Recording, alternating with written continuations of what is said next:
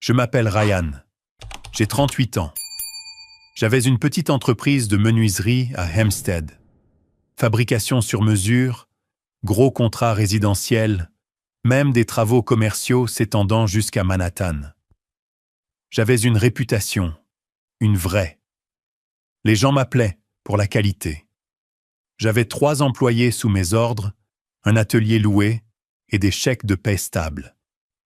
C'était avant que la vie ne me brise morceau par morceau. Mon père est décédé fin 2022. Cancer du côlon. J'ai mis l'entreprise en pause pour m'occuper de lui durant ces derniers mois. Les clients n'ont pas attendu. Ils ont disparu. L'argent s'est évaporé plus vite que prévu. Juste après l'enterrement, ma mère a eu un AVC. Elle s'en est sortie, mais les factures étaient astronomiques. Il ne nous restait plus de coussins. J'ai essayé de relancer l'atelier, mais sans économie et avec un camion de travail cassé, j'ai conclu un marché avec un sous-traitant louche. Grosse erreur. Il a disparu avec la compte et m'a laissé en plan. Ce fut la dernière goutte. Maintenant, je dors où je peux. Si ce n'est pas mon camion, c'est recroquevillé derrière des bancs dans le parc Eisenhower. Je garde mes outils emballés sous une bâche. J'ai toujours un sacré bon jeu. Je ramasse des petits boulots de nettoyage ou des réparations aléatoires. Tout ce que je peux obtenir. Je ne suis pas un drogué. Je ne suis pas un ivrogne. Juste un gars qui s'est fait piétiner par 2 années consécutives de mauvais timing et de malchance. Ce restaurant à Unional, je l'observais depuis quelques jours. La porte d'entrée faisait un bruit atroce à chaque entrée. Je voyais les clients hésiter, même faire demi-tour et sortir. Personne ne la réparait. Personne ne s'en souciait. Alors, j'ai fini par entrer. Il faisait un froid de canard. Mes bottes étaient craquelées. Je savais à quoi je ressemblais. Rough, mal rasé, sans endroit où aller. J'ai attendu que la file s'éclaircisse et je me suis avancé. « Votre porte vous coûte des clients », ai-je dit. Rick, le propriétaire, m'a juste regardé, pas d'un air amical. J'ai tapoté la poignée. « Ça grince comme ça ? La moitié de vos clients s'en vont. Laissez-moi la réparer. » Gratuitement, juste un petit déjeuner et un café. Il n'a rien dit au début. Il m'a regardé de haut en bas. Puis il a vu les outils dans mon sac. Il a donné un unique signe de tête. « 45 minutes », a-t-il dit. Je lui en ai donné 38. Petite note avant d'écouter, partagez dans les commentaires de quelle ville ou pays vous regardez et continuons. J'essuyais mes mains quand la clochette au-dessus de la porte a tinté à nouveau. Une femme est entrée, grande, droite, enveloppée dans un manteau de laine sombre. Elle n'avait pas l'air d'être à sa place, mais elle ne se comportait pas comme telle non plus. Confiante. Lignes épurées. Elle a franchi le seuil et s'est arrêtée, testant la porte derrière elle. Ouverte. Fermée. Ouverte encore. Elle l'a remarqué immédiatement. J'ai croisé son regard une seconde, mais elle n'a rien dit. Juste un léger signe de tête, comme si elle savait exactement ce qui avait changé. Je n'y ai pas beaucoup réfléchi à l'époque. J'avais fait mon travail. J'avais eu mon repas. Rick m'avait même donné un 2e café à emporter. Mais le lendemain matin, elle était de retour. Et cette fois, elle me cherchait. Elle s'est avancée droit vers moi, comme si elle avait suivi mes pas. La même femme que la veille. Pas de maquillage cette fois. Cheveux attachés, veste en polaire et jean, mais se déplaçait toujours comme quelqu'un habitué à être écouté. Le genre de femme qui donne des instructions, pas des suggestions. « Vous avez réparé la porte, n'est-ce pas ?» a-t-elle dit, la voix nette mais pas froide. J'ai hoché la tête, mâchant encore la dernière part de pain gratuit que Rick m'avait lancé ce matin. Elle n'a pas attendu. Et la caisse de la vieille dame au marché. Cette tante pop-up avec la charnière cassée, J'ai cligné des yeux. Oui. Et la chaîne du vélo de ce gamin devant la supérette sur Jérusalem, a-t-elle ajouté. J'ai haussé les épaules. Il avait besoin d'aide. Je vous regarde, a-t-elle dit, comme si ce n'était pas du tout étrange. Vous réparez les choses. Pas juste, bien, d'accord. Je me suis appuyé contre le mur de briques, bras croisés. Qu'est-ce que vous voulez? Elle a hésité une demi-seconde, puis a dit « J'ai une cabane dans le Westchester. Elle appartenait à ma grand-mère. Elle est en train de tomber en morceaux.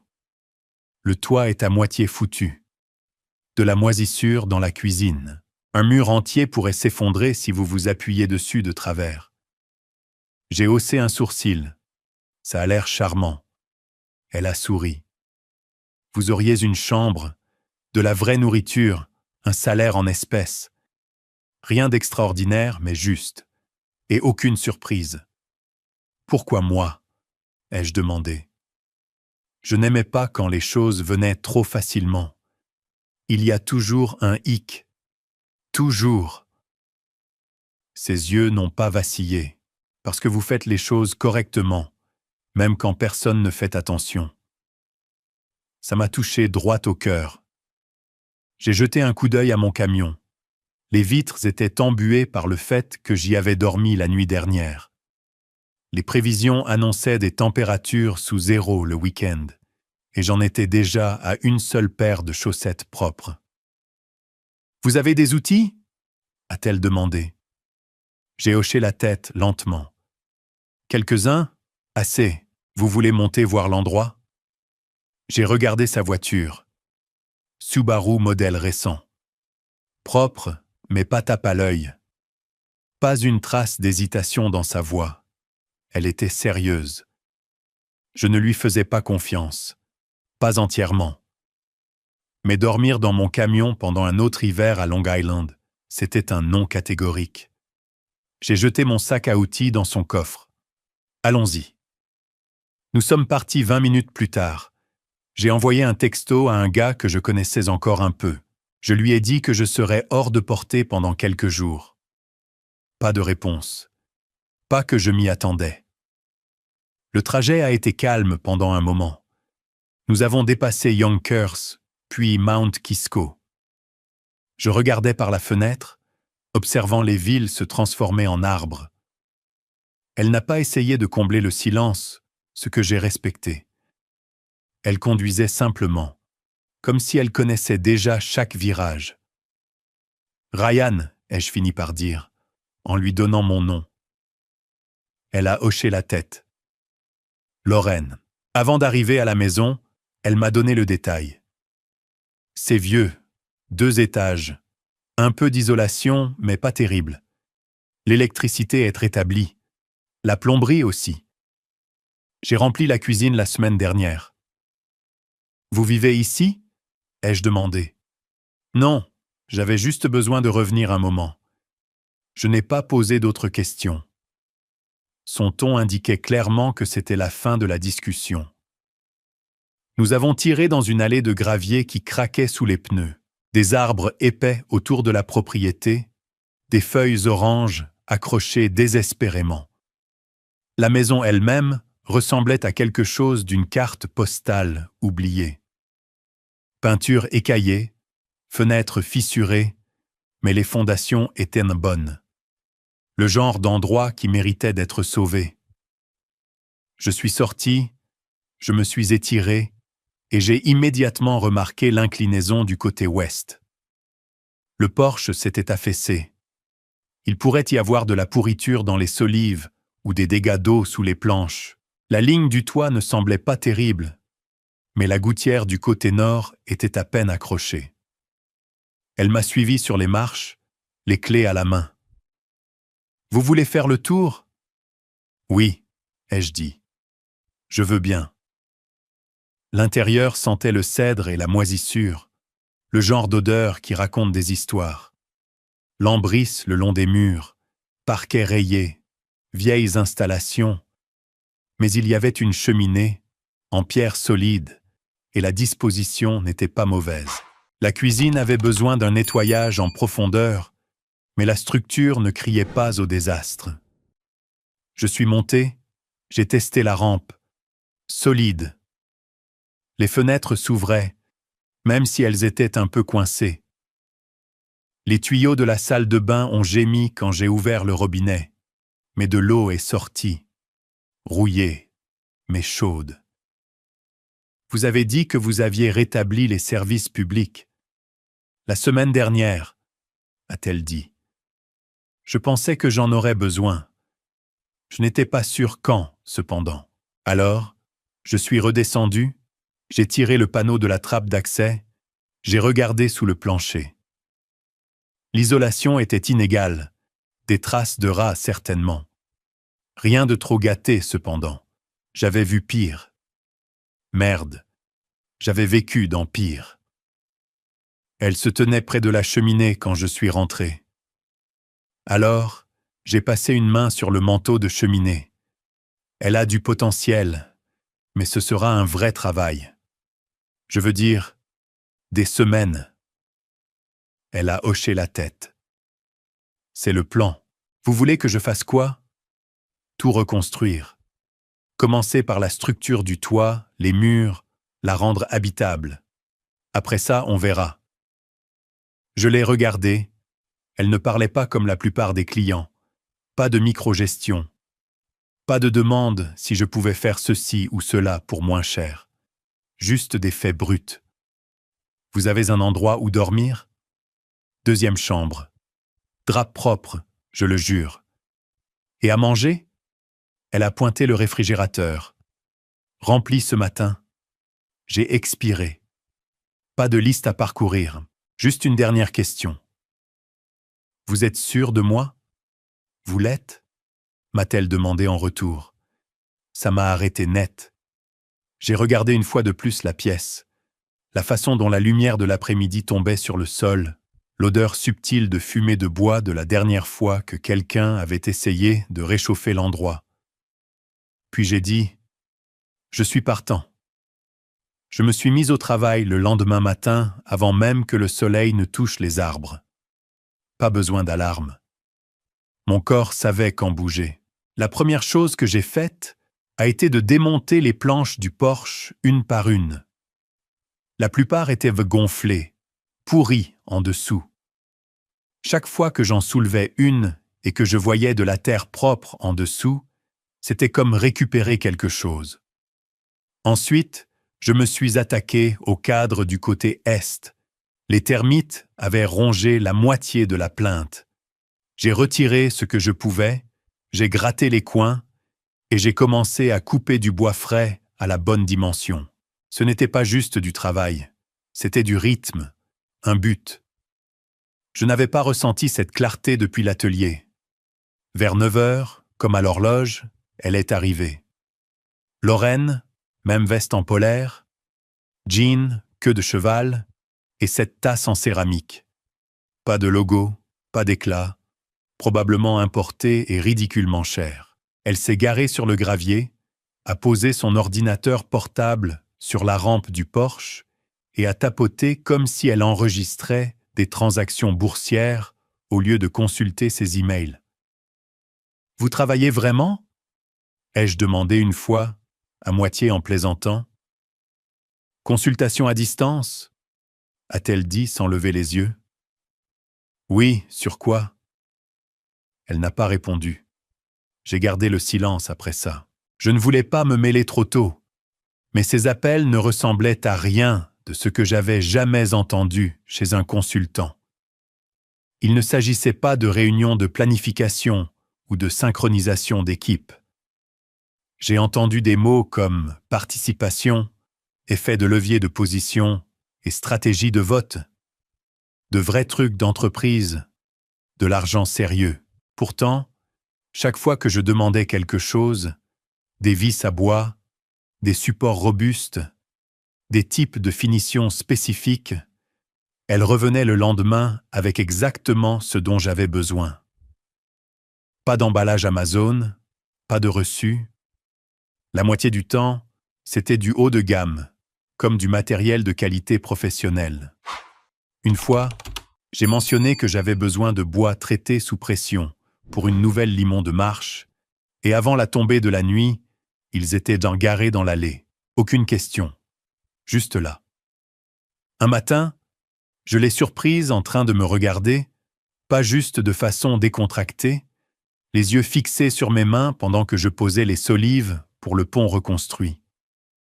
Elle ne scrollait pas et n'envoyait pas de message. Elle était juste là, bras croisés, absorbant la scène. « Vous avez déjà construit quelque chose vous-même » ai-je demandé. Elle a souri faiblement. « Des maisons en pain d'épices, est-ce que ça compte ?» Seulement si tu as utilisé une scie sauteuse. 1 minute plus tard, je lui ai tendu un pied de biche et j'ai pointé le coin éloigné du porche où les planches étaient lâches, mais encore clouées. « Vas-y. Voyons ce que tu as. » Elle a tenu le levier comme s'il était fait de verre. Coude serré, prise mauvaise. Pas de levier. Je me suis approché. J'ai ajusté ses mains. Je me suis penché à côté d'elle. « Ce n'est pas un violon, » ai-je dit. « C'est un outil. Deviens méchante avec ça. » Elle a ri, puis a réessayé. Mieux, toujours maladroit, mais elle écoutait. « Apprends-moi, » a-t-elle dit. « Je veux apprendre. » Alors, je l'ai fait. Toutes les heures ou deux, je m'arrêtais et je lui montrais quelque chose. Comment équarrir un cadre, comment assortir le grain, comment utiliser une équerre sans regarder YouTube. Elle ne faisait pas semblant de s'en soucier. Elle prenait des notes, posait de bonnes questions, et quand elle faisait une erreur, elle ne se plaignait pas et ne cherchait pas d'excuses. Elle a juré une fois, puis a recommencé jusqu'à ce que ce soit juste. Pourtant, quelque chose n'allait pas. Elle posait trop de questions intelligentes, trop rapidement. De nouvelles marques comme Faisol et Senko, mais elle n'a jamais mentionné où elle les avait entendues et la façon dont elle se tenait. Colonne vertébrale droite, mots exacts, la façon dont elle marquait une pause avant de parler, comme si elle avait l'habitude de contrôler les salles. Je l'ai remarqué à nouveau ce vendredi-là. Elle était assise sur un seau retourné près du porche, tapant. Je suis arrivé derrière elle pour lui demander des mastiques de fixation, et son écran était plein de graphiques. Pas de budget de projet de maison, pas de facture. Je parle de cotations de niveau Bloomberg, de finances approfondies, de noms d'entreprises que j'avais vus dans les gros titres avant que j'arrête de lire les nouvelles. Vanguard, BlackRock, et une qui m'a fait arrêter de respirer une seconde. Delaney Capital Group. J'avais lu un article à leur sujet une fois. Une dynastie familiale d'entreprises, des milliards de dollars d'actifs, des investisseurs impitoyables, de vrais loups. Je n'ai rien dit. J'ai juste pris note. Elle m'a vu regarder, mais n'a pas bronché. Elle a juste incliné l'écran et a demandé « Besoin de quelque chose ?» « Oui, mastic quart de pouce, transparent. Je le récupérerai demain. » Le lendemain, il était dans la cuisine et j'ai toujours laissé couler. Je me suis dit qu'elle avait peut-être de l'argent. Peut-être qu'elle était impliquée dans quelque chose de gros. Peut-être que la cabane était sa façon d'y échapper. Peu importe. J'avais été dans assez de situations difficiles pour savoir quand fermer ma bouche et accepter la victoire. Puis un après-midi, elle s'est penchée sur mes chevaux de scie pendant que je mesurais des coupes pour un nouveau panneau de garde-corps. Elle cherchait le crayon mécanique que je gardais accroché sur le côté, penché bas. Son sac fourre-tout a glissé de son épaule et a heurté la terre. Je me suis baissé pour le ramasser avant elle. Quand je l'ai soulevé, un magazine glacé en a glissé à moitié. Je me suis figé. C'était Forbes. Et juste là, en plein milieu, son visage. Cheveux coiffés, yeux perçants, tailleur puissant, le tout. La légende en dessous disait « Lorraine Delaney, l'héritière qui a dit non à Wall Street. Je n'ai rien dit, je n'ai rien demandé. J'ai juste remis le magazine dans le sac, l'ai posé sur le porche et je suis retourné à mes mesures. » Elle n'en a pas parlé. Moi non plus, mais cette nuit-là, en m'allongeant dans mon lit, le regard fixé au plafond, j'ai fait le calcul, les appels, l'argent, le silence. Ce n'était pas une riche héritière perdue qui jouait à la maison dans les bois. C'était cette Lorraine Delaney, ce qui signifiait que cette cabane n'était pas juste un héritage familial. C'était probablement une ligne sur un document de fiducie, quelque part, avec plus de zéros que je n'en verrais jamais. Et je ne savais pas si j'aimais ça ou ce que cela signifiait pour moi d'être là. Le lendemain matin, Lorraine est arrivée en retard. Pas d'ordinateur portable, pas de tasse, juste un sac en papier dans une main et quelque chose dans ses yeux que je n'avais jamais vu auparavant. Pas soigné, pas net, juste fatigué. Elle s'est assise à côté de moi sur les marches de devant pendant que je ponçais la nouvelle rampe du porche, a ouvert le sac et a sorti 2 sandwichs, artisan quelque chose garni de viande que je ne pouvais pas prononcer et de pain qui s'effritait comme de la pâte quand je mordais dedans. « C'est quoi ce bordel ?» ai-je demandé la bouche pleine. « Mortadelle et figues. C'est d'un endroit à Armont. Ne jugez pas avant d'avoir fini. Je ne peux même pas le tenir sans qu'il ne tombe en morceaux. C'est comme ça qu'on sait que c'est bon. » Nous nous sommes assis en silence, mâchant. Des feuilles dérivaient sur le porche. L'air sentait le bois humide et les aiguilles de pin. Pour une fois, aucun de nous n'a atteint ses outils. Elle m'a demandé « Qu'est-ce que vous faisiez avant tout ça ?» Je me suis appuyé contre le poteau et j'ai pris une profonde inspiration. J'ai 38 ans. J'ai commencé à construire à 19 ans. J'ai quitté le lycée et je suis allé directement aux travaux de charpente. J'ai tout appris sur le chantier. À 27 ans, j'avais mon propre entreprise, menuiserie sur mesure, construction de terrasses, finition de menuiserie, une petite équipe, des gars de confiance. Ça a bien marché pendant 10 ans. Qu'est-ce qui s'est passé? J'ai regardé fixement les arbres. Mon père est tombé malade. J'ai mis de côté pour m'occuper de lui. Je pensais pouvoir mettre les choses en pause pendant quelques mois, mais les clients n'attendent pas.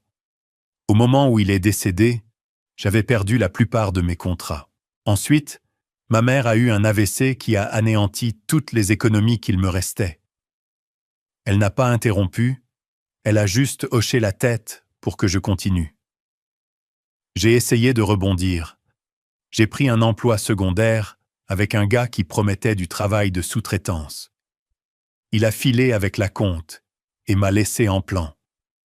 À ce moment-là, je dormais dans mon camion. Je prenais des petits boulots de nettoyage dans le parc Eisenhower. Je rafistolais des clôtures pour de l'argent. Je raclais. Elle m'a regardé attentivement. Pas de visage doux, pas d'acte de pitié. J'ai ajouté « Ma femme est morte en 2021. Cancer du sein, rapide. On l'a attrapé tard. L'assurance a couvert à peine quoi que ce soit.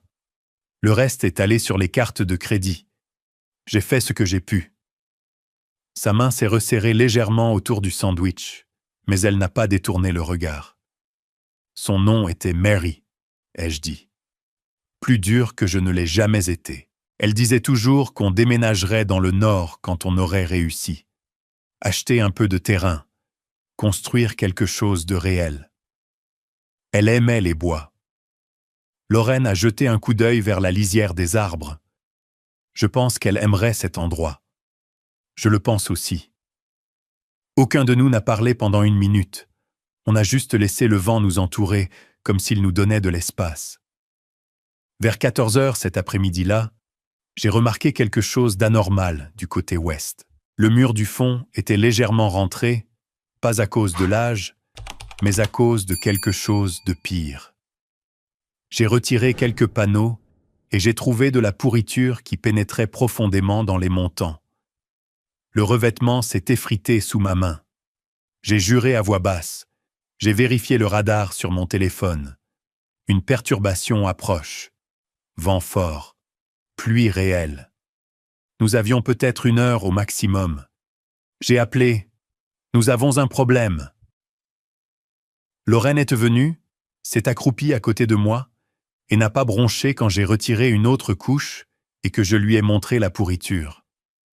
Tout ce côté est saturé d'eau. Si le vent frappe correctement, ce mur va s'effondrer. Elle m'a regardé. De quoi avons-nous besoin? Des équerres, des 2-6 traités sous pression, des vis, des sangles, peut-être des poutres temporaires pour étayer. Elle n'a même pas hésité. Elle a sorti son téléphone et a commencé à composer.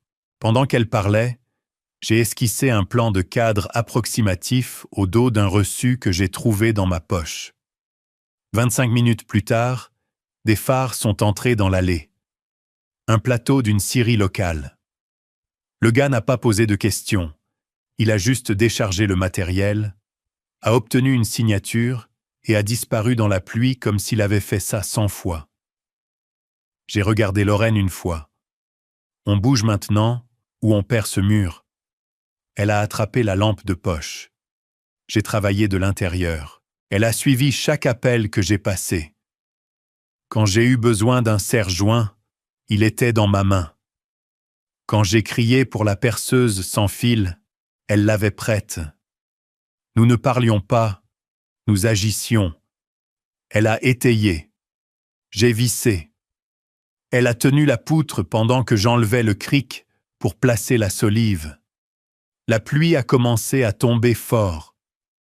Le toit gémissait au-dessus de nous.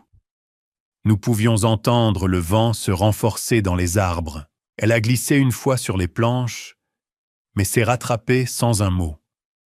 Elle a continué. Elle n'a pas demandé de repos. Elle n'a pas demandé ce qui venait ensuite. Elle attendait juste que je lui dise le prochain mouvement. À un moment donné, j'ai dû me faufiler derrière l'isolant pour fixer la traverse supérieure. Je pouvais à peine voir. Mon épaule pressée contre le contreplaqué froid pendant que l'eau tombait près de mon oreille. De la lumière, ai-je appelé. Le faisceau a atterri exactement là où il fallait. Angle parfait. Tenez-la là, ai-je dit. Ne bougez pas, elle ne l'a pas fait. 40 minutes plus tard, le dernier support a cliqué en place et le mur a arrêté de bouger. Nous avons reculé. Le cadre était laid, mais solide. Une réparation temporaire qui tiendrait pendant la tempête. Le vent hurlait dehors. Les arbres se heurtaient contre le toit. Je me suis retourné pour lui dire que nous avions réussi et je me suis arrêté. Elle était trempée jusqu'aux os, les cheveux dégoulinant sur son visage, la lampe de poche toujours dans une main. Son manteau était strié de boue, ses bottes couvertes, son jean collait à ses jambes comme si elle avait traversé un marais. Mais son visage, elle avait l'air vivante. Pas soignée, pas calculée, pas la femme avec son visage sur une couverture de Forbes. Juste une femme en bottes qui n'abandonnait pas. Je ne l'ai pas dit à voix haute, mais à ce moment-là, quelque chose a changé. Elle ne se cachait pas juste de la ville. Elle se battait pour quelque chose de réel. Comme moi. La tempête s'est calmée avant l'aube. Et quand je suis sorti, l'air avait cette morsure nette, comme si les arbres avaient lavé le ciel. Tout était trempé. Le porche luisait sous une lumière gris pâle. Lorraine était déjà là, assise sur la marche supérieure, jambes repliées, tenant une tasse ébréchée de café instantané, comme si c'était sacré. Elle m'a regardé comme si elle attendait. « Vous avez dormi ?» ai-je demandé un peu « suffisamment ?» Je me suis assis à côté d'elle. Le bois a craqué, mais a tenu. Elle m'a passé une deuxième tasse sans un mot. Chaude, amère, et exactement ce dont j'avais besoin. Après 1 minute, elle a demandé « Quel était votre projet préféré de tout ce que vous avez construit ?» Ça m'a arrêté. On ne me demandait pas ça d'habitude. La plupart des gens voulaient en savoir si j'avais déjà construit quelque chose de chic, comme des comptoirs en marbre ou des escaliers courbes. Elle posait des questions sur le sens. Il y avait ce vieux théâtre à Minola, ai-je dit, construit dans les années 30. L'endroit avait été à moitié démoli, presque condamné.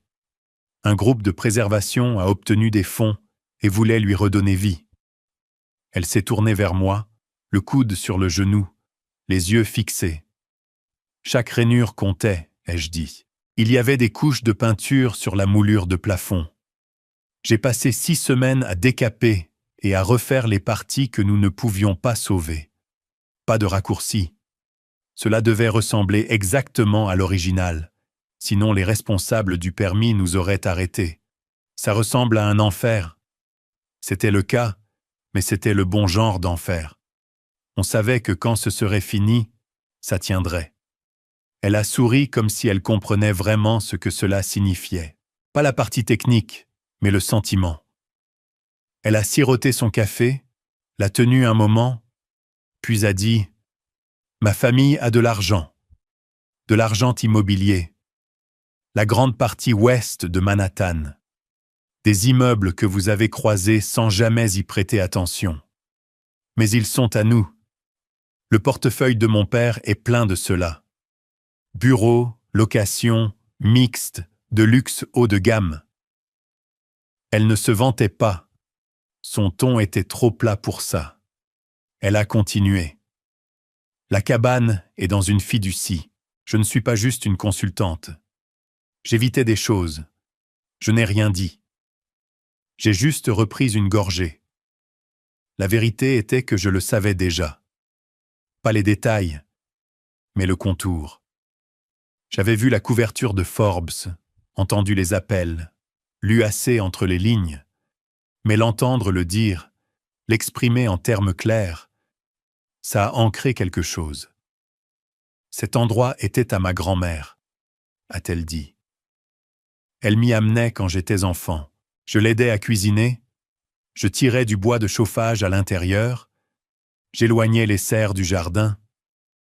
C'est le seul endroit qui ne semble pas faux. J'ai hoché la tête lentement. Je comprends ça. Parfois, ce qui est réel n'est pas ce qu'il vaut. Elle m'a regardé, pas comme si elle me pesait, mais comme si elle voyait quelque chose de solide. Elle n'avait pas besoin que je répare cet endroit. Elle aurait pu engager une équipe et le faire refaire en 1 mois. Mais elle a choisi ça. La construction lente, la boue, les muscles endoloris, les petites brises. Nous n'avons pas parlé davantage ce matin-là. Nous nous sommes juste levés, avons vidé les tasses, et nous nous sommes remis au travail. Elle a passé 2 heures de suite à poncer le vieux cadre de fenêtre de la cuisine. Le bois était sec et s'écaillait dans ses mains, mais elle n'a pas abandonné. Elle l'a travaillé doucement, couche par couche, jusqu'à ce que le grain réapparaisse.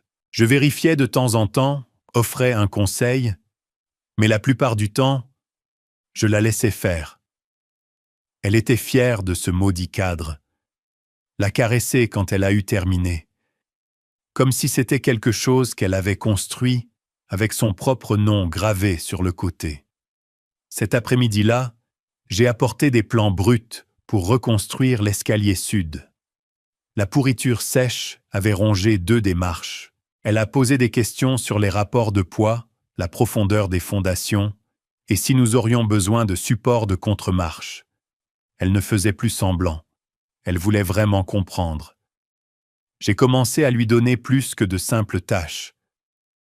Je lui ai tendu le crayon, je lui ai montré comment mesurer à partir de la ligne centrale, je lui ai appris les petites choses que personne n'enseigne à moins d'avoir passé 20 ans sur un chantier. Elle n'a rien gaspillé. Mais cette nuit-là, bien après que nous ayons nettoyé et que le générateur bourdonnait à l'arrière. Je suis entré dans le couloir et j'ai entendu sa voix.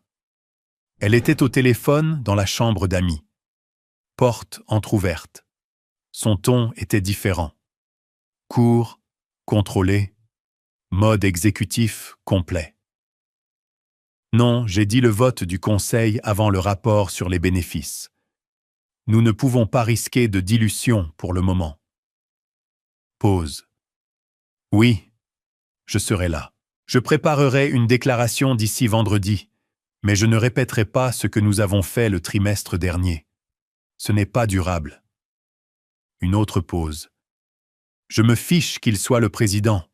Il n'a pas le droit de m'exclure. Elle a terminé l'appel sans dire au revoir. Je me suis reculé avant qu'elle ne me remarque. Je suis sorti et je me suis tenu sous la lumière du porche, laissant l'air frais frapper mon visage. Ce n'était pas un job d'appoint. Ce n'était pas de la consultation. C'était quelqu'un d'important, profondément impliqué. Je ne pouvais pas dire si cela me donnait l'impression que je construisais quelque chose avec elle, ou si je construisais juste quelque chose qu'elle avait déjà écrit dans son prochain communiqué de presse. 2 jours après cet appel téléphonique, elle était partie. Je suis entré dans la cuisine et j'ai trouvé une note collante sur la table, juste au-dessus du marteau qu'elle avait utilisé pour poncer le cadre de la fenêtre. Urgence en ville. De retour bientôt. Gardez du travail pour moi. Elle. C'était tout. Pas d'appel, pas d'avertissement. L'endroit est devenu silencieux sans elle.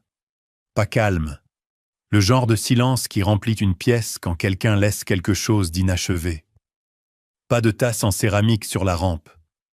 Pas de liste de lecture faisant écho sur les murs pendant qu'elle grattait la vieille peinture. Juste moi dans la maison et la liste que nous avions faite qui semblait maintenant plus lourde que le bois empilé dans le garde-manger.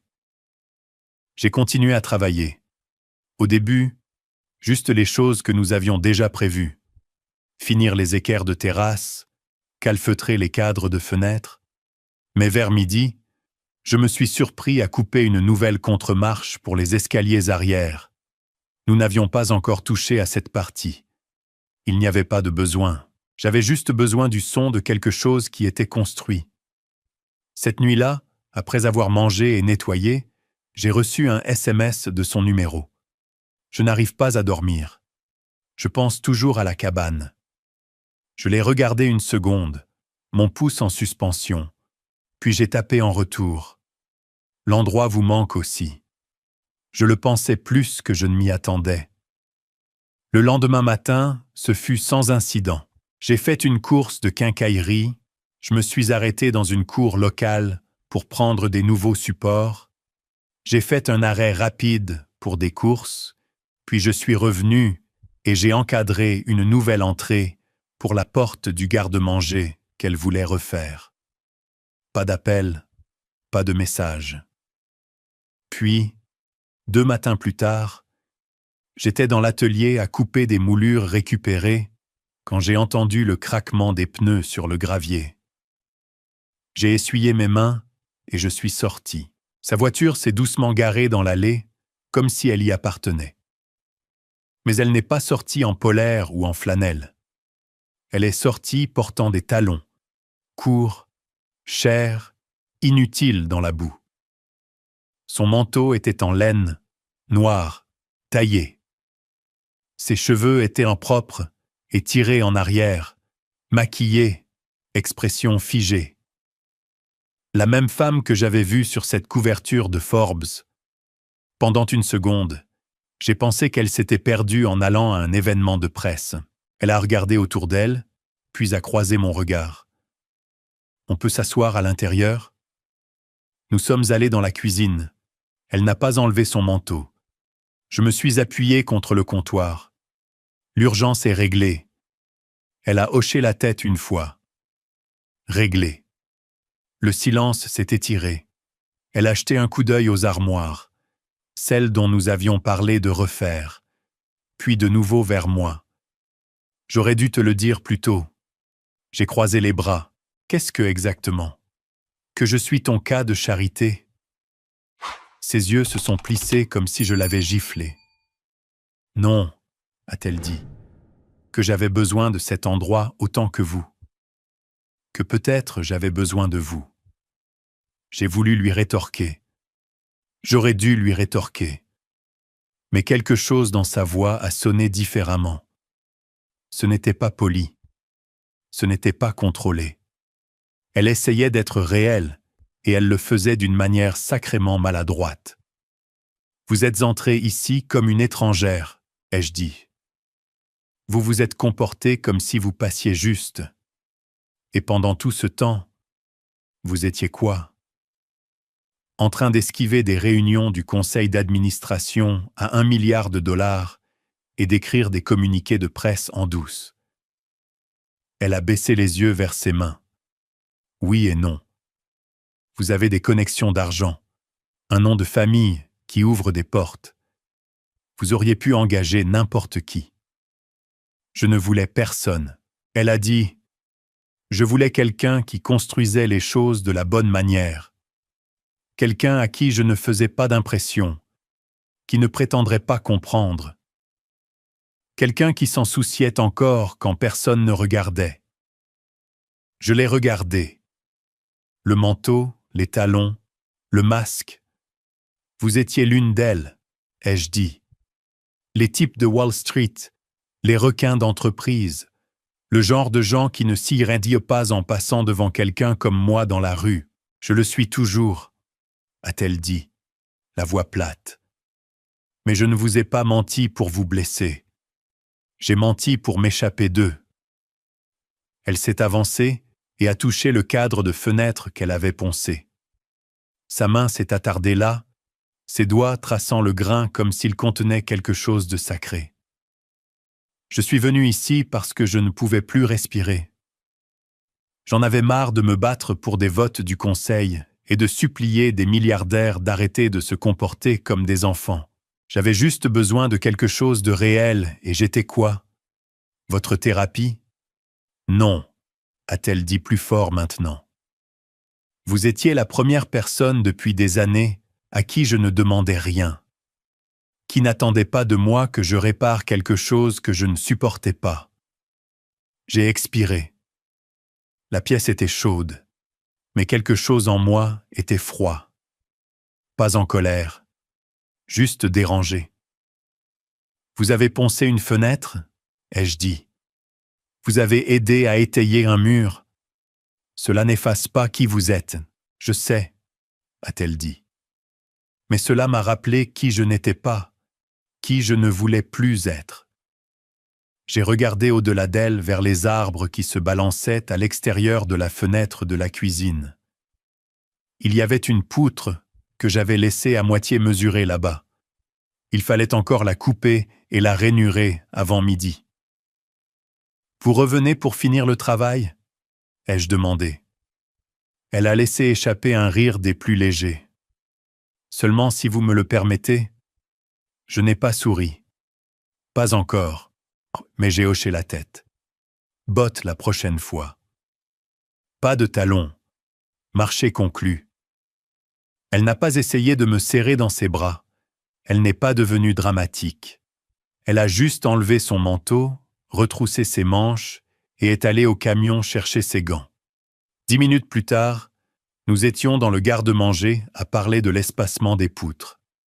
La vérité était que je ne pouvais pas rester fâché. Elle avait peut-être menti, mais elle avait mérité sa place dans la poussière et la saleté, tout comme moi. À la tombée de la nuit, les nuages grondaient pratiquement. Ciel lourd, avec un vrai poids. Le vent s'était levé si vite que je n'ai même pas fini de manger. J'ai laissé tomber ma fourchette. Je suis sorti directement pour vérifier le versant sud. Lorraine m'a suivi dehors, zippant sa veste en volant. Nous avons contourné l'arrière et nous l'avons repéré tout de suite. L'eau s'accumulait dans le terrain bas près des fondations. Vite, beaucoup trop vite. Le sol était déjà mou et le ruissellement creusait un chemin directement vers l'espace de rangement. Je n'ai pas hésité. Une tranchée. Elle n'a posé aucune question. Elle a juste couru jusqu'à la remise, est revenue avec 2 pelles, m'en a tendu une, et a commencé à creuser comme si les bottes à ses pieds valaient même plus que tout mon camion. La pluie a commencé doucement, froide, vive. En quelques minutes, c'était des rideaux d'eau. Ses cheveux collaient à son visage, mais elle continuait à faire tourner cette pelle comme si elle lui devait quelque chose. La boue est devenue glissante. Mes épaules ont commencé à se verrouiller. J'ai ajusté ma prise et j'ai continué. Nous ne faisions pas que creuser. Nous faisions la course avec l'eau. J'ai marqué une ligne droite depuis le coin de la maison à environ 8 pieds plus bas sur la pente. C'est là que les vrais dégâts frapperaient si le ruissellement ne changeait pas de direction. J'ai appelé. Du gravier, du seau dans la remise. Elle a sprinté comme l'enfer et est revenue en portant un seau de 5 gallons de pierre concassée. Elle l'a vidé sans renverser une seule mesure. Je n'ai presque pas regardé à nouveau. Nous avons élargi la tranchée et tassé la base. J'ai creusé et j'ai touché un sol plus mou, spongieux. Cela signifiait un délavage, pas juste une flaque d'eau. La terre avait commencé à bouger. J'ai enfoncé la pelle dans la boue et j'ai juré. Nous avons un pied de fenêtre qui perd son support. Elle s'est essuyée le visage, les yeux sauvages mais concentrés. Où? Coin sud-ouest. Il y a une traverse sous le porche. Nous avons laissé tomber les outils et nous nous sommes faufilés sous le pont. L'espace de rangement était étroit, sombre, déjà rempli au point bas. J'ai attrapé le cric portable et une courte poutre, lui faisant signe de tenir la lampe de poche fermement. Mon dos était à moitié dans la boue, à moitié dans l'eau. « Vous voyez le niveau ?» ai-je demandé, en pointant celui accroché à la poutre au-dessus. Elle s'est penchée et a hoché la tête. Décalée, inclinée vers la maison. Exactement. Si nous perdons ce coin, cela tordra le cadre. Nous le levons lentement. Nous nous sommes déplacés en rythme. J'ai calé le chaînage. Elle a tassé le gravier. J'ai glissé le cric en place et j'ai commencé à tourner. Le bois craquait. La structure entière gémissait comme si elle n'était pas sûre de vouloir rester droite. « Plus de gravier, ai-je dit. Serrez, faites-le tenir. » Elle l'a tassé à la main cette fois.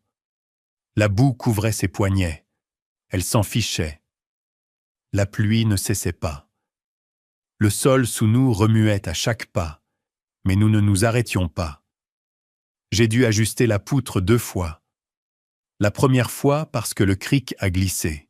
La seconde parce que le support s'est déplacé sous la pression.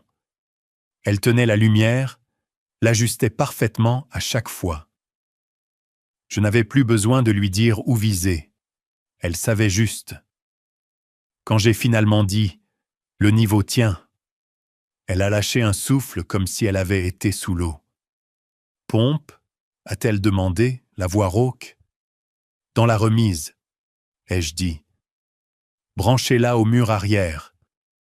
Elle est partie sans un autre mot. Quand j'ai rampé dehors, elle avait la pompe en marche et la tranchée coulait comme un lit de rivière. L'eau jaillissait le long de la ligne que nous avions creusée et sortait dans les bois. Elle se tenait à côté, trempée de boue de ses genoux à ses chevilles.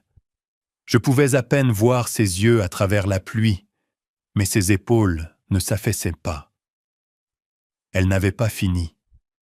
Le vent hurlait à travers les arbres comme quelque chose de vivant, mais la cabane restait immobile.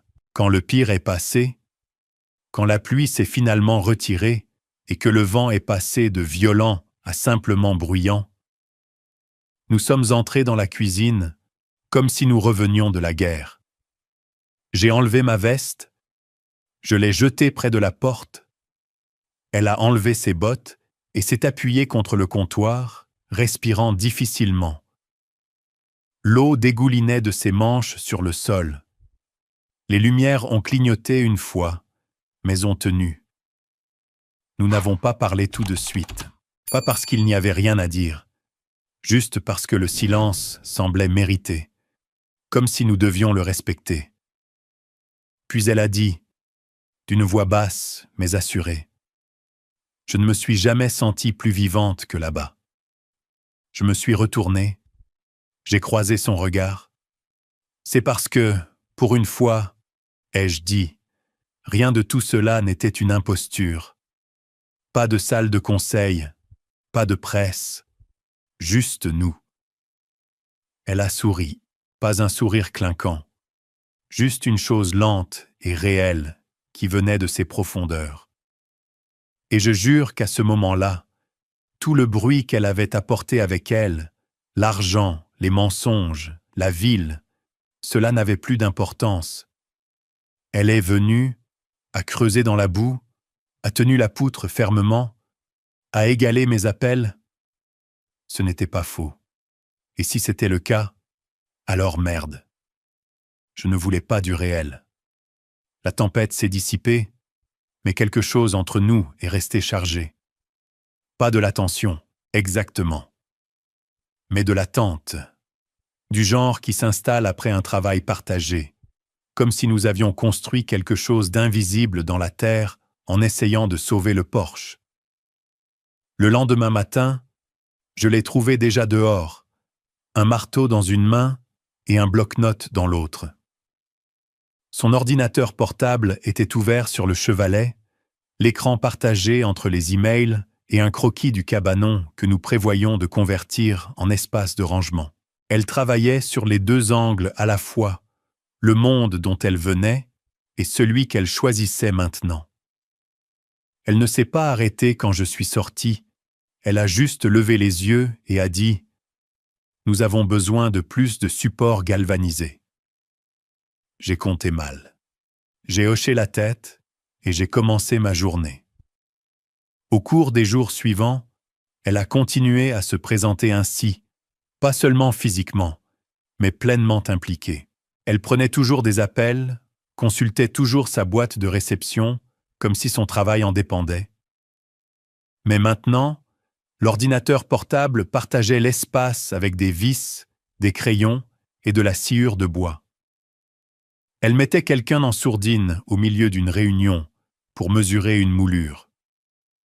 Elle a arrêté de porter des gants juste parce qu'il la ralentissait pour le ponçage. Nous parlions plus, parfois en travaillant, parfois en buvant un mauvais café et en mangeant des restes froids. Elle me racontait des histoires sur son père, un homme dur, la priorité à l'héritage, le genre de type qui mesurait la valeur en pieds carrés et en retour sur investissement. Elle disait qu'elle croyait à tout cela jusqu'au jour où elle est entrée dans une réunion d'actionnaires et a réalisé que personne dans la pièce ne savait tenir une sacrée clé à molette. Je lui ai parlé des apprentis que j'entraînais autrefois à l'atelier. Des gosses qui arrivaient, ne sachant rien, mais désireux d'apprendre. Je lui ai parlé d'un gamin, Kenny, qui ne savait pas planter un clou droit le premier jour, mais 2 ans plus tard, il dirigeait sa propre équipe. Le vrai travail donne sa colonne vertébrale à un homme, ai-je dit. Elle n'a pas argumenté. Un après-midi, pendant que nous tracions l'espacement pour les nouvelles solives, elle a fait une pause et s'est essuyé le visage avec sa manche. « Et si nous n'arrêtions pas là ?» a-t-elle demandé. J'ai levé les yeux. « Qu'est-ce que vous voulez dire ?» Je veux dire, et si nous transformions cet endroit en quelque chose de plus grand?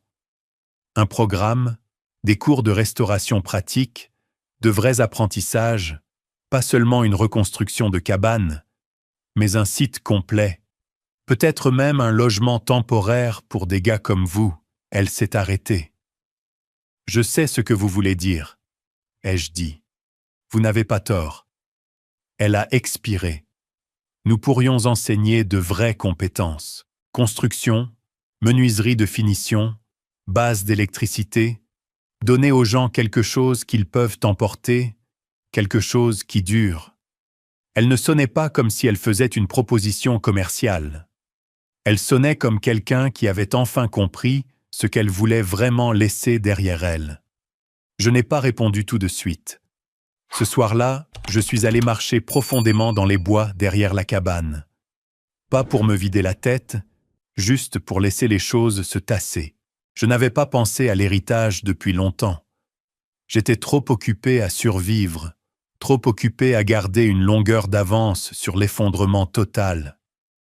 Mais maintenant, elle parlait de construire un avenir, pas seulement pour elle-même, mais pour les autres, pour des gens comme moi, pour les gars que j'entraînais autrefois, pour la version de moi qui avait à peine survécu à l'hiver dernier dans un camion sans chauffage. Je me suis arrêté là en pensant à Mary, à la façon dont elle parlait d'avoir un terrain, d'ouvrir l'atelier à des gosses sans nulle part où aller. Elle croyait à la construction de vie, pas seulement de choses. J'y croyais aussi. Je suis retourné juste avant la nuit. Lorraine était dans la cuisine, traçant quelque chose sur du papier quadrillé avec un crayon rouge et une règle qui n'avait pas sa place dans une salle de dessin. La lumière du poêle projetait de longues ombres sur ses épaules. Elle a levé les yeux quand je suis entré. « Si nous faisons ça, ai-je dit, ce n'est pas votre nom sur la porte. » Elle n'a même pas cligné des yeux. « Alors appelons-le le Centre Williams, a-t-elle dit, pour elle. Il m'a fallu une seconde pour parler. Ce n'est pas seulement un nom pour moi. Je sais.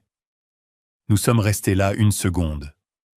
Pas des partenaires commerciaux, pas des collègues, juste deux personnes qui se sont enfin mises d'accord sur quelque chose qui comptait. Cette nuit-là, nous nous sommes assis à la table de la cuisine avec une bouteille de bourbon bon marché et avons commencé à dessiner de vrais plans. Croquis au crayon au dos de reçu, plans de cadre, espace de classe, aménagement de l'atelier, chambres à l'étage, un abri à outils partagé avec des bacs étiquetés. Elle a même noté des options de subvention possibles, les griffonnant entre les diagrammes. Elle était sérieuse, et moi aussi. Elle est revenue le mardi suivant, avec un dossier en manille et un regard dans les yeux, comme si cette fois, c'était permanent. Pas de petites conversations, pas de contournement.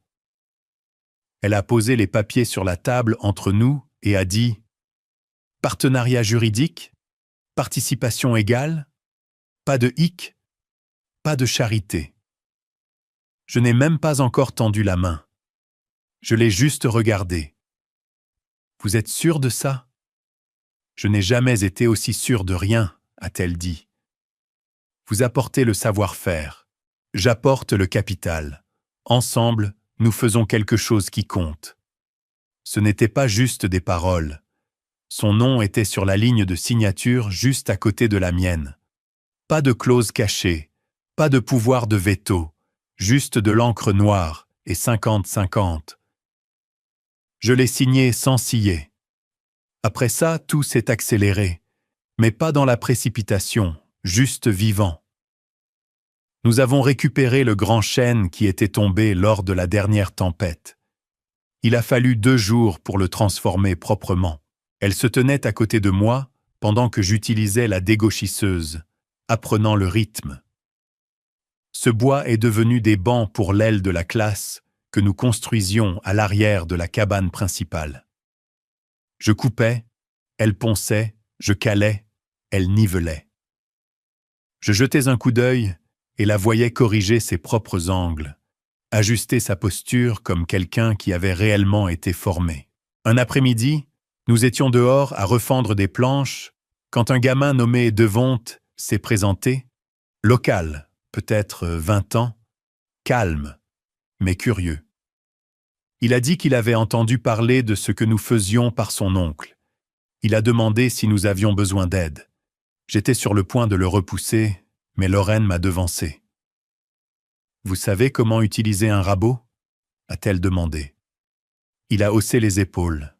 « Pas vraiment. » Elle a souri et a attrapé celui qu'elle venait déguiser. « Viens ici, je vais te montrer. » Je l'ai regardé poser le rabot sur l'établi, mettre ses mains sur la poignée et le guider lors de la première passe. Sa posture, son ton, c'était réel. Elle ne faisait pas semblant. Elle ne parlait pas juste comme si elle s'en souciait. Elle s'en souciait vraiment. Ce n'était plus un passe-temps. La nouvelle s'est répandue plus vite que nous ne l'avions prévu. Des retraités ont commencé à se présenter. Quelques-uns du VFW Hall voisin. Certains ont juste apporté de vieux outils, mais d'autres sont restés, ont posé des questions, ont proposé d'enseigner le placoplâtre, l'électricité, la peinture de finition. Un gars, Karl, un ancien maçon, a dit qu'il viendrait 2 fois par semaine pour former tous ceux qui voulaient apprendre la maçonnerie. Rick, le propriétaire du restaurant à Unional, a eu vent de la nouvelle d'une manière ou d'une autre et m'a appelé de nulle part. « Vous avez quelque chose de réel qui se passe là-haut », a-t-il dit.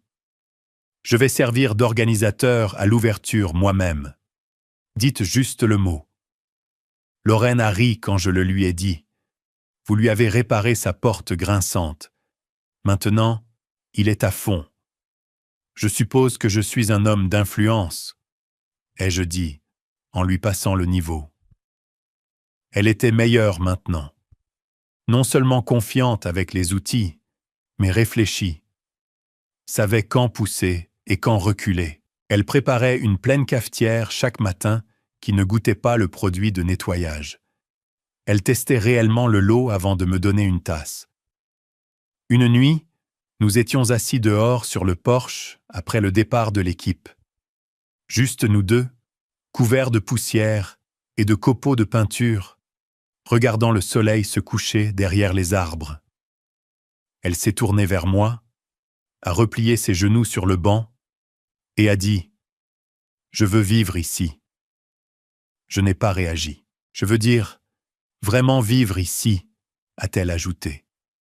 Gérer l'entreprise depuis ce porche si je dois le faire. Je ne veux pas y retourner.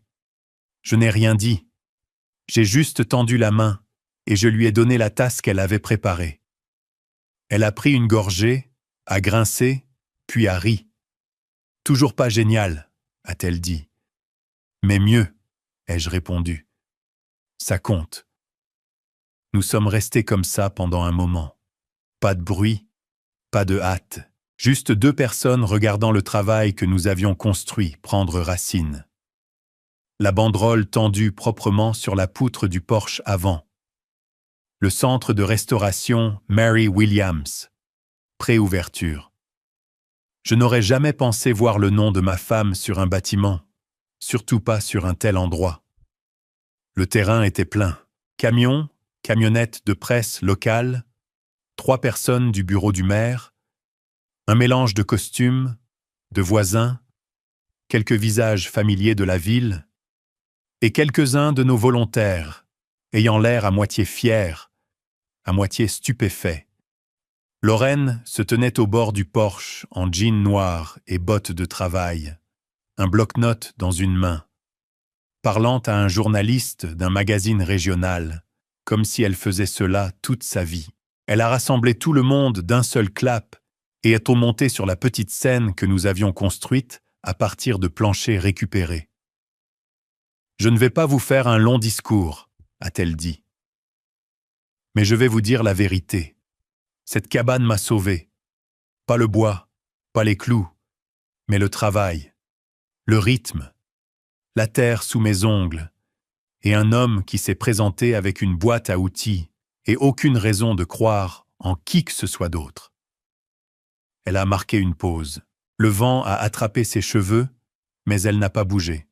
« Je ne suis pas venue ici pour créer une organisation à but non lucratif, » a-t-elle poursuivi. « Je suis venue pour disparaître, et à la place, j'ai trouvé un but. Cet endroit nous a aidés à nous reconstruire tous les deux. Maintenant, il est ouvert à la prochaine personne qui a besoin d'une seconde chance. » Les applaudissements ont roulé à travers le porche comme un coup de tonnerre sur du bois. Elle est descendue, m'a fait un signe de tête. Mon tour. Je n'ai rien écrit, je n'ai pas répété. Je suis juste sortie et j'ai dit ce que je savais. Chaque morceau de bois dans ce bâtiment, ai-je dit, a été touché par quelqu'un qui avait besoin d'une seconde chance. C'est à cela que sert cet endroit. Rien de spécial, juste la vérité. Nous avons dirigé la première visite ensemble. Lorraine a souligné chaque petit détail qu'elle avait aidé à restaurer. Les nouveaux poteaux qu'elle a poncés à la main, les châssis de fenêtres qu'elle a rééquilibrés, les armoires de l'atelier construites à partir du chêne que nous avons scié ensemble. Les gens écoutaient, certains hochaient la tête, d'autres prenaient des photos. Un type du Conseil des métiers a demandé quand nous allions accepter de nouveaux candidats. Une autre femme a dit que son neveu venait de sortir de prison et avait besoin de direction. Ça marchait. Ce n'était plus juste une idée.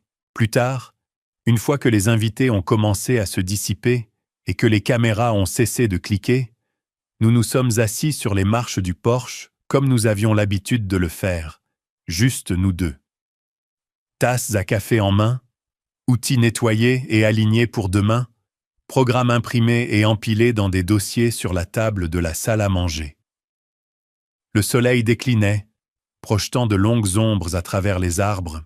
Lorraine a regardé vers le parking, observant deux de nos nouveaux étudiants décharger des boîtes à outils d'une camionnette donnée. Un gamin a laissé tomber son marteau, a ri et l'a ramassé sans honte. Elle s'est tournée vers moi. « Vous pensez qu'on peut y arriver ?» a-t-elle demandé. Je n'ai pas regardé tout de suite. J'ai juste regardé ces deux jeunes hommes charger leurs caisses sur le chemin que nous avions nous-mêmes creusé il y a des mois, avant que quiconque ne croie que cet endroit pouvait avoir un sens. « Nous l'avons déjà fait, ai-je dit. Elle n'a pas parlé. Elle a juste tendu la main pour saisir la mienne. La même main qui lui a appris à tenir un pied de biche, n'est-ce pas? Je l'ai prise sans réfléchir. Sa paume était maintenant rugueuse, la même sorte de grite que la mienne portait. Deux paires de mains calleuses, un plan. Allons au travail. Ai-je dit, après le point de rupture, feriez-vous confiance à un étranger et repartiriez-vous à zéro? Si oui, partagez à quel point la résilience a été difficile. Qui a aidé? Qui avez-vous aidé? Aimez et abonnez-vous. C'est énorme pour nous. Un clic.